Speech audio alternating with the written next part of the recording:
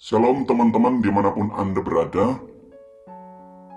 Hari-hari ini kita melihat ada banyak kekerasan di mana orang melakukannya atas dasar membela agama. Namun saat ini kita akan mendengarkan dan melihat di saat yang sama ada seorang artis cantik, Cinta Laura, yang menurut saya sangat luar biasa dalam pidatonya di hadapan para menteri termasuk Menteri Agama. Dia memberikan pidato yang sangat luar biasa. Pidato Cinta Laura di depan para menteri dinilai penuh makna. Menteri Agama Yakut Khalil Quamas memuji Cinta Laura yang menyampaikan pidato dalam acara aksi moderasi beragama.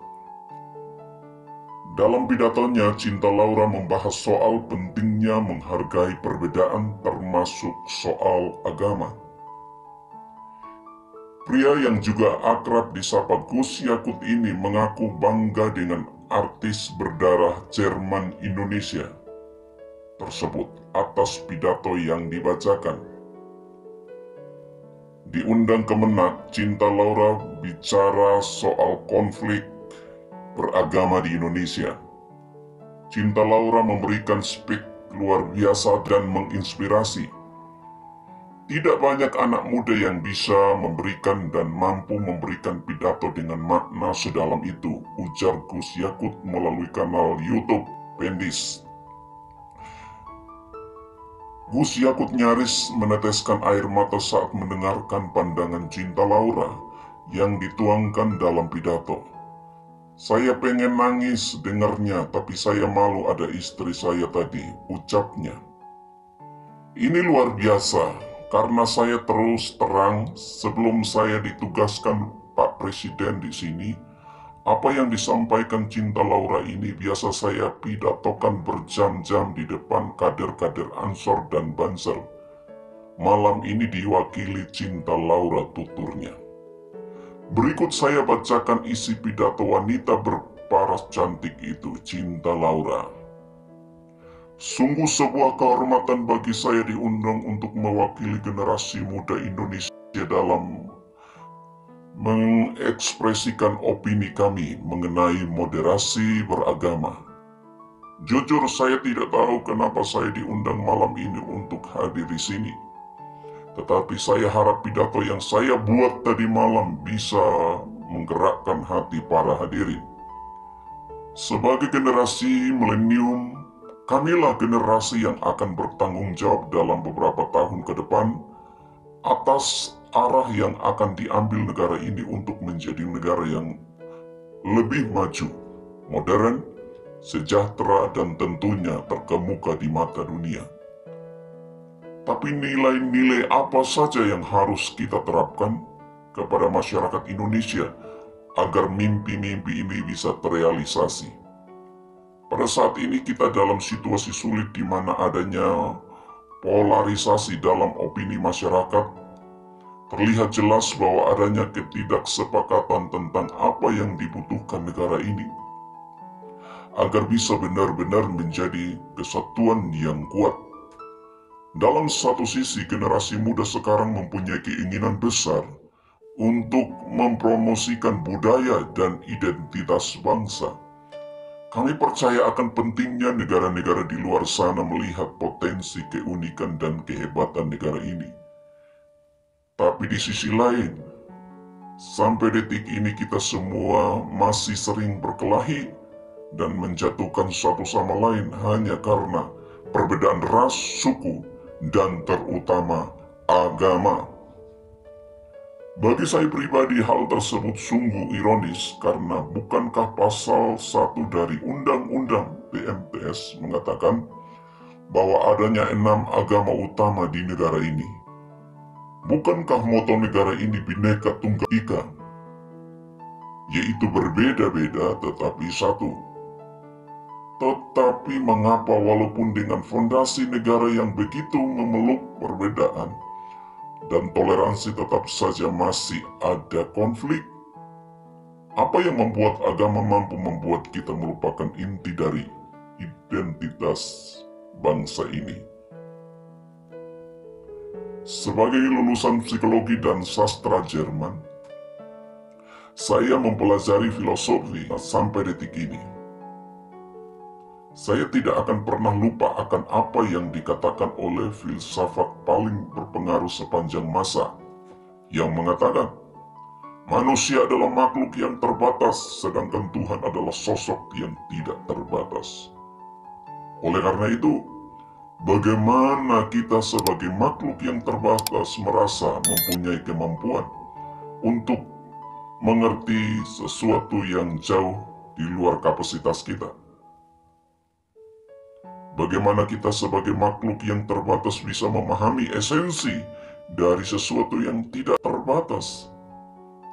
Inilah salah satu akar dari masalah yang kita miliki dalam masyarakat Indonesia sekarang.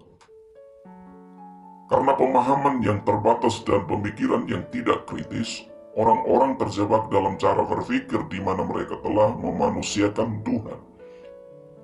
Merasa memiliki hak dalam mendikte Tuhan atau mendikte kemauan Tuhan. Merasa tahu pikiran Tuhan dan merasa berhak bertindak atas nama Tuhan. Inilah yang akhirnya seringkali berubah menjadi sifat radikal. Dalam perbincangan saya beberapa waktu lalu dengan Habib Hussein, kami berdua sepakat bahwa bahaya yang masyarakat kita alami sekarang adalah mengatasnamakan Tuhan untuk kepentingan pribadi. Menyesatkan generasi penerus bangsa dengan prinsip hidup yang sebenarnya tidak ada dalam kitab suci agama. Kenapa bisa begitu? Karena kita kurang membimbing dan memberikan masyarakat call yang dibutuhkan agar bisa memahami sebuah ajaran dengan akal kritis, sehingga mereka menjadi tersesat dalam cara berpikir mereka dan lupa akan pentingnya menyeimbangi segala ilmu yang dipelajari dan dimiliki dengan nilai-nilai yang ada dalam budaya sains atau aliran pemikiran lainnya. Saat saya masih bersekolah dulu, saya ingat sekali diharuskan untuk membaca kitab suci berbagai agama dari segi literatur dan juga filosofi, sehingga saya diberikan kesempatan untuk bisa memahami keindahan setiap agama dan sadar bahwa pada akhirnya fungsi terbesar agama adalah satu, yaitu untuk membimbing kompas semua hal manusia. Untuk mengingatkan manusia bahwa kita harus memperlakukan satu sama lain dengan hormat, bahwa kita harus bersyukur dan bahwa kita semua harus sadar bahwa waktu kita di dunia ini hanyalah singkat dan terbatas. Oleh karena itu, ingatlah untuk selalu menjadi seorang yang rendah hati dan siap membantu satu sama lain. Jadi apa yang harus dilakukan ke depannya agar bisa melawan segala kebohongan yang ada? Apa yang kita bisa lakukan untuk memberdayakan rakyat bangsa ini? Saya rasa jawabannya cukup jelas. 1. Penting sekali kita segera mengingatkan kembali saudara-saudara kita akan indahnya, kayanya, dan uniknya budaya-budaya yang kita miliki di negeri ini. Sebab usia dini penting kita mengenalkan budaya negara ini, tidak hanya di sekolah, tetapi juga melalui media dan semua digital yang ada, semua hal yang krusial. Untuk bisa disadari bagi generasi muda akan relevannya budaya kita di dunia yang semakin modern. 2. Ajaran agama yang ada dalam sistem pendidikan harus adil dalam mempresentasikan agama-agama yang ada di negara ini, agar orang-orang bisa mengerti sejak usia muda bahwa semua agama itu mengajarkan kebaikan dan tidak seharusnya kita melecehkan dan menyakiti satu sama lain hanya karena sebuah perbedaan. 3. Ajarkanlah adik-adik kita untuk membaca dan mempelajari segala sesuatu dari berbagai sudut pandang. Biarkanlah mereka bertanya, tumbuhkanlah rasa ingin tahu mereka, sehingga mereka tidak mudah dipengaruhi dan dijajah pikirannya.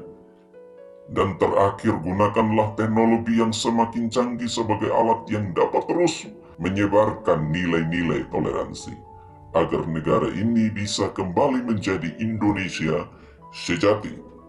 Sebagai penutup saya ingin membacakan, tanpa pondasi yang kuat tidak akan ada bangsa yang bisa bertahan. Oleh karena itu, ayo kita bersama-sama menjelmakan lambang Garuda dimanapun kita berada. Mari kita taat dalam beragama agar menjadi manusia yang bermoral. Tetapi mari kita juga merangkul budaya Indonesia untuk membimbing identitas bangsa. Terima kasih, salam sejahtera bagi kita semua.